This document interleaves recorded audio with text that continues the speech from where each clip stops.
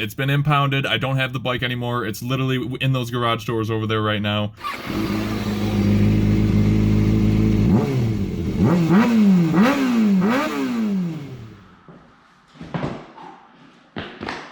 Alright, so how do I begin?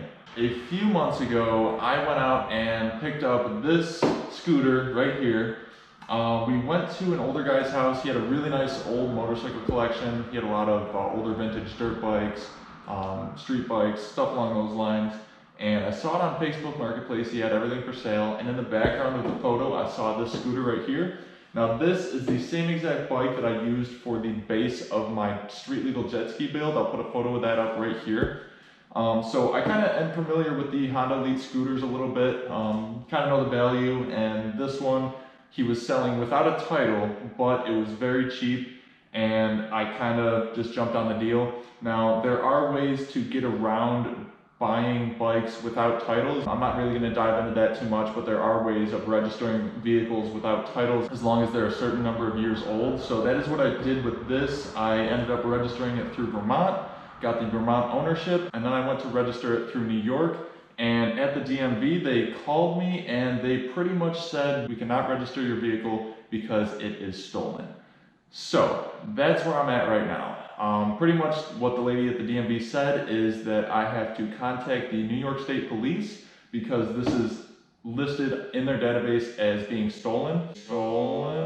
So this is a first for me. I have not dealt with any stolen bikes before. I checked the VIN number on this prior to purchasing it. Now I recommend anybody that's buying a vehicle without any title to use this method. I used nicb.org. It's a free VIN lookup. It's very helpful. It'll do like a really quick search to see if either the vehicle is listed as stolen or has any prior salvage history. I ran a couple bikes and their VINs came up as salvage history, so I do know that it works.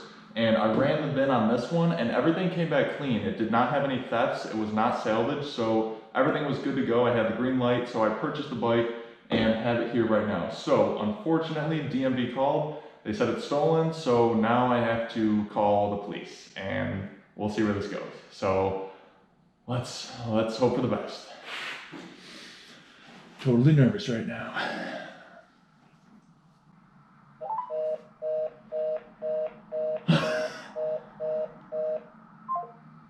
Police is busy? What number did you call? The one that's on Google. The non-emergency number? Yeah, like for the police barracks. Let me try this again. There we go. Star Penny Communications, this is Cycle Walker. How can I help you? Hi, I recently purchased a motorcycle and I was registering it through the DMV and they said that it's stolen. So they said I had to reach out to the New York State Police, so that is what I am doing. Okay. Do you have the VIN in front of you? I do have the VIN number, yes. Okay, what is that? That is J is in Jeep 93. Okay, I'm just going to read that back to you to make sure that I have it correctly. Okay. It's John Henry 293. That is correct. Okay. They didn't happen to tell you where it was stolen out of, did they? No, all they said, they gave me a call this morning and they said that, because I was doing everything through the mail with the DMV, and they just said that, they were running it through their system. They said, it came up through New York State Police system that it was stolen, and that's pretty much all she said. She just said I had to reach out to you guys. Let me just run it real quick and see. What kind of motorcycle is it? It's actually a scooter, but it's like registered as a motorcycle. It's a 1985 Honda Elite scooter. That's interesting.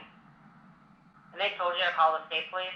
Yeah, they said it was in the New York State Police database that it was coming up as stolen, so that's why I'm on the phone right now.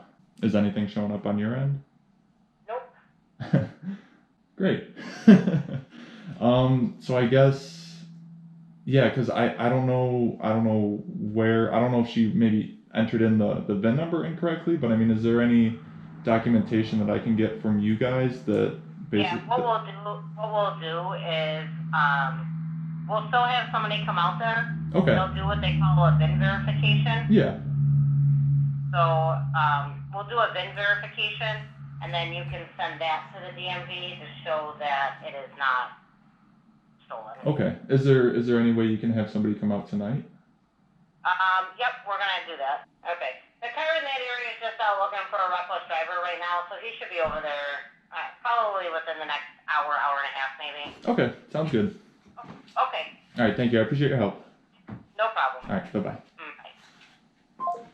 All right, so we have called the New York State Police. They are pretty much saying that in their database it is not coming up as stolen, so they said that they should have a police officer and or state trooper coming out within the next hour. So they're going to do a VIN verification and see if we can proceed from here. So we'll keep you guys updated. All right, Bob, good news. Good news. That's good. Oh, that's good. Nice. So were you able to see like why it might have popped up as? Unless they ran it wrong, That's what I was thinking. Maybe if they put because that. if you throw off like the zeros and change them to O's, Oh, okay. and then come back stolen from another state or something along those lines, but Okay. Cool. Well, hey, I appreciate it. there you go. All right, what's up, guys? So this whole situation took a complete turn. I just went to the New York State inspection station for salvaged and stolen vehicles, and that's that little place right here. So I had to drop off the scooter, brought the scooter in the back of the van, dropped it off. They were going to do a quick inspection. I guess the scooter is still actively stolen, so they took the scooter from me. So I have the scooter. The scooter's actually in those garage doors right now. I bought a stolen scooter. So I thought we were good because the police ran the VIN number and everything came back clean, but I guess when talking to the guy in there, he said that they need to run the VIN a certain way because after a certain number of years after a vehicle being stolen, they purge the system. So they had to run it the special way. They didn't do that. So now I'm in this predicament. I only had $200 into the scooter, so at the end of the day, it's not a huge loss, but it's just the whole aspect of the situation. This is definitely a first for me. So the guy that was in there said that he said he was going to reach out to the owner that had the scooter stolen. He said it was stolen from their front yard. I guess they had it out in their yard for sale back in 2009. It got stolen from there. That's when they reported it. So somehow it made its way to one person and another, and then it came over to me and I had it. So now the scooter's in there. They're going to try and track down the owner. He said he doesn't know where it's going to go from here. He said the owner might be able to reach out to me and the owner might take it back. I might be able to buy it back from the owner. So we're not 100% sure where we're standing right now. So this has been quite the predicament. So that was a stolen scooter. It's been impounded. I don't have the bike anymore. It's literally in those garage doors over there right now. So yeah. So guys, even be careful when using nicb.org for verifying VINs, because obviously this one did not work out. So NICB is good to use if you're trying to be cautious, but look at it and it doesn't always work out. So take this video as a word of advice. Be cautious buying bikes without titles, without paperwork, and do your research, guys. You don't want to be burned. Thankfully, this was a cheap bike, only paid $200, but at the end of the day, if you guys are spending $3,000-$4,000 on a bike with no title, you can get burned pretty bad. So that's going to be the end of this video. Thanks for tuning in, guys. Unfortunately, this one did not work out in my favor. So I will see you guys in the next episode. Peace out.